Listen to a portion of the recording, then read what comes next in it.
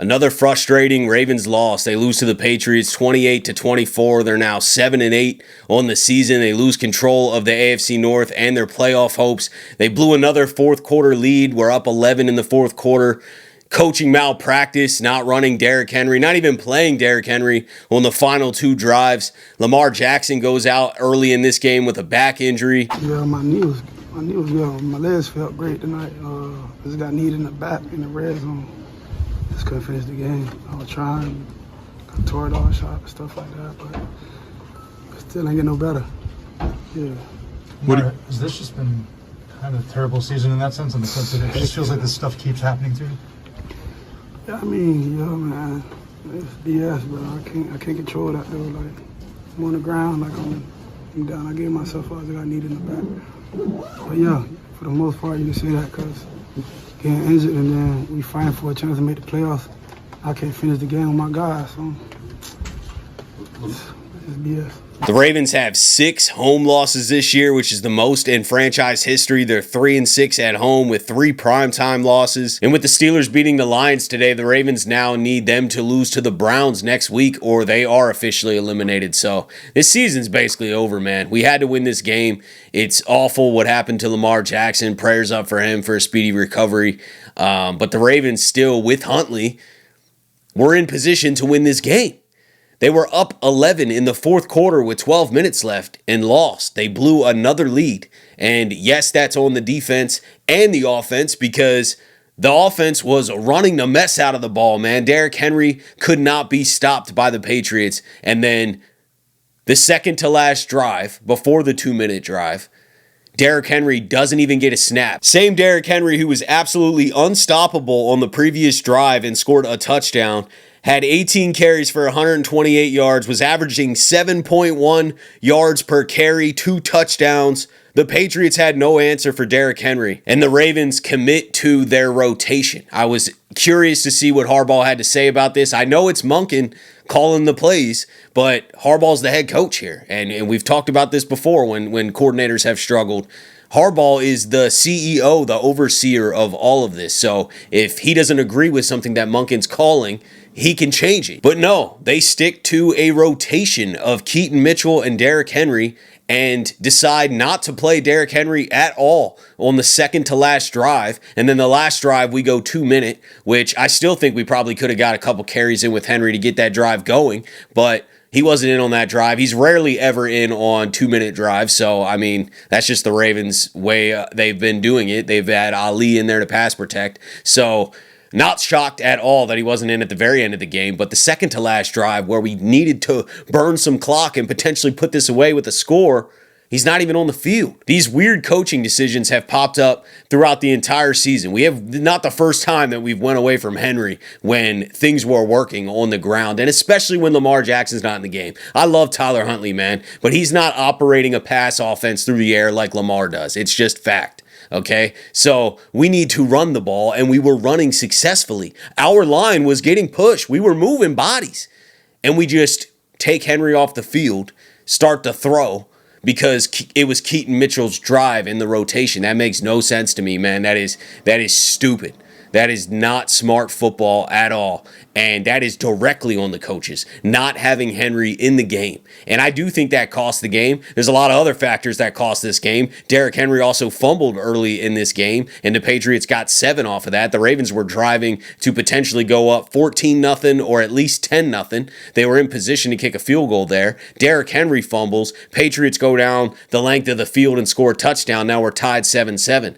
That is a big deal too, that turnover. But I also think the Ravens were in such a good position at the end of this game, despite all that, that they should have kept Henry in and iced this game on the ground, and they wouldn't have put as much pressure on the defense, although there's blame to go to the defense too. The defense couldn't get a stop at the very end of the game, and we're getting absolutely torched through the air. I know we didn't have a Wouzier in this one, but my goodness, man, Marlon Humphrey getting picked on. I really thought we should have seen more TJ Tampa in this one. I mean, Marlon Humphrey was struggling. Shout out to Marlon early in the game for getting the interception, but he was not having a good game out there, man, and we got away with one on that pass interference call. That should have been called for sure. He tackled the dude before he even caught it, but Marlon Humphrey was getting picked on. We were not generating enough pressure, especially with 4. I mean, Draymond Jones was getting off off the ball fast. He had a pretty good game. Mike Green had some moments, but when we rushed 4, we were not getting home. Drake Maye looked comfortable. He had his highest passing yards of his career against us, which has happened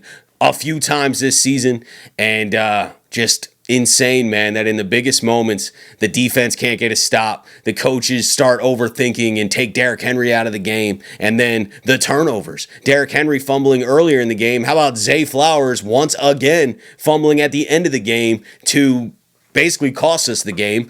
I don't know if we would have done anything on that drive or not, but Zay fumbled again. And I just can't believe it, man. I can't believe that we're not learning from mistakes. And Zay had a great game. Our offense wouldn't have scored nearly as much as they did or had as much success they did if Zay Flowers wasn't out there. So I'm not saying Zay is an issue, but that fumbling is an issue. All those cutbacks and then not protecting the ball when you know you're vulnerable. This is not the first time, man. We've had this conversation many times.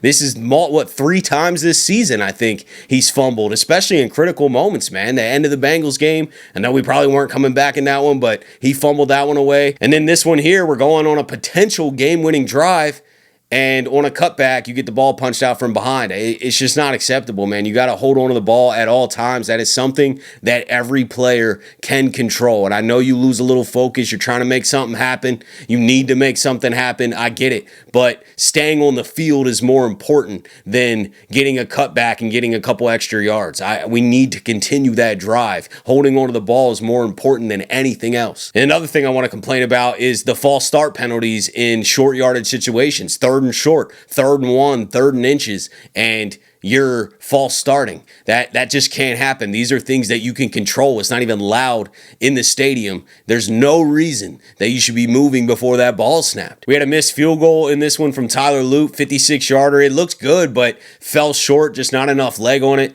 And you never know if you're only down 1 at the end of the game. Just like last game, I was saying that you could come back and only need to get in field goal range and potentially kick a game-winning field goal. But being down 4, you need a touchdown now, and you basically have to have things go right through the air. And I just think we would have been in a different position if he would have been able to hit that. I know he's a rookie, but gotta hit those kicks. And how about the Mark Andrews attempted lateral before the first half? It didn't end up affecting the game really at all, but boneheaded move there, and I really don't know how that would have ever been successful. It got neutralized by offsetting penalties. He ended up being down. It didn't really end up impacting the game, but I just wanted to point it out because that play made 0 sense to me and was another, lack of focus in my opinion. You're just trying to make too much happen in that moment, and you're lateraling to who? Like you're falling and being tackled, and you're just trying to toss it back to somebody. That is just not a smart football move. That is how mistakes happen, and if there weren't penalties or if he wasn't down in that situation, that's a turnover after we just get one.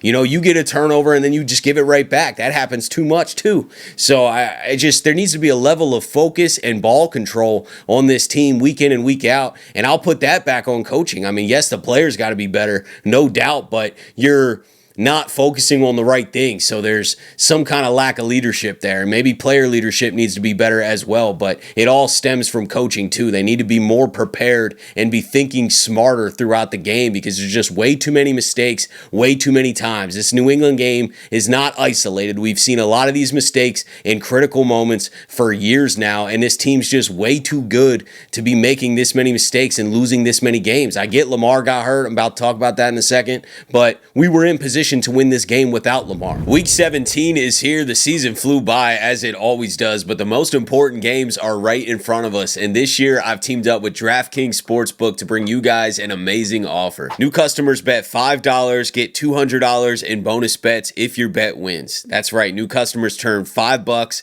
into $200 if your bet wins, paid in bonus bets. The crown is yours. And stay in on the action using your bonus bets on DraftKings same game parlays for a shot at an even bigger payout. And make sure when you're signing up to use my promo code TFR. And And at this point, we really don't have much of an update on Lamar. We know it's a bruised back. There's no timetable. Huntley said after the game that Lamar was barely able to move. So it just, I guess, depends on how it heals. And we play before the Steelers. We play Saturday night. So if Lamar's good to go, I'm sure he'll be out there. The Ravens aren't going to bench anybody because they don't know if they're eliminated or not. So the Ravens are going to be fighting Saturday night in Green Bay, even though odds are the Steelers beat the Browns on Sunday and the Ravens season is officially over, and that Week 18 game against the Steelers means nothing. Probably won't see Lamar, and we'll just be starting some mock drafts and talking about coaching changes and free agency and just attacking this offseason, man, because it seems like the Ravens season is unfortunately ending a lot sooner than anyone thought. And I know maybe throughout this season, a lot of fans have turned and they're like, okay, I knew we weren't going to make the playoffs or whatever. I keep hope alive until there's no more hope to be alive, and I'm about on E right now. But let's take a look at these stats from this game. We'll start with New England. Drake Maye, 31 of 44 for 380 yards, 2 touchdowns, 1 interception to Marlon Humphrey. He was sacked 3 times, 83.5 QBR. Ravens held them in check on the ground. Stevenson in 8 carries for 51 yards and a touchdown. Drake Maye, 10 for 25. And then Henderson got hurt earlier in the game. He only had 5 carries for 3 yards. Stephon Diggs torched us through the air, 9 catches, 138 yards. Matt Collins, 7 for 69. Kyle Williams, 2 for 46. Great touchdown grab over Marlon Humphrey. Hunter Henry, 6 for 35 and a touchdown. And then moving over to the Ravens, Lamar Jackson, 7 for 10 for 101 yards. No touchdowns, no picks, was not sacked. 90.7 QBR, but ended up leaving in the second quarter, unfortunately. I think he was off to a great game. Tyler Huntley was 9 for 10 for 65 yards, was sacked once, and had a 34.4 QBR. Derrick Henry led the way on the ground, 18 carries for 128 yards, averaged 7.1 yards per carry, 2 touchdowns, and was not in the game on the last 2 drives. Zay Flowers had a nice touchdown run for 18 yards. Keaton Mitchell, 9 carries for 13 yards. Zay Flowers led the way in receiving, 7 catches for 84 yards. Hopkins a bit more involved, 4 for 41 in this one, had some clutch third down conversions. Mark Andrews, 2 for 21. Charlie Kohler, 1 for 18.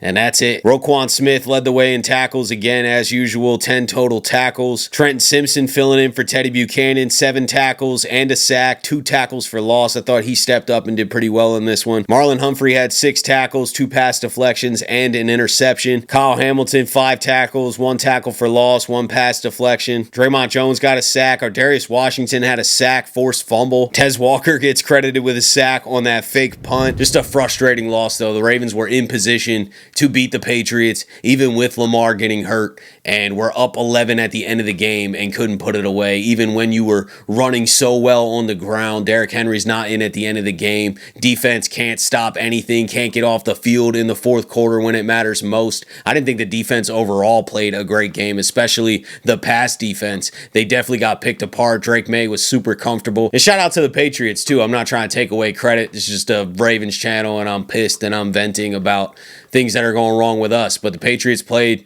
a tough game, man. They came alive in the second half. Drake Maye was comfortable and decisive through the air, and I think the Ravens should have done more to get pressure on him and caused a little bit more disruption so that he wasn't killing us through the air like that. That's how you blow leads, is when you can score quickly through the air. And when the Patriots got the ball back after the Ravens scored, they zipped down the field and scored a touchdown. And then the Ravens offense takes Henry out the game and gives the ball right back to New England. And then they zip down the field again. And it just can't happen, man. It can't happen on both sides of the ball from a coaching standpoint. The turnovers from Henry and Zay Flowers. I mean, it's just so many mistakes in this game, so many reasons that the Ravens weren't able to come out on top. And then here we are sitting at 7-8.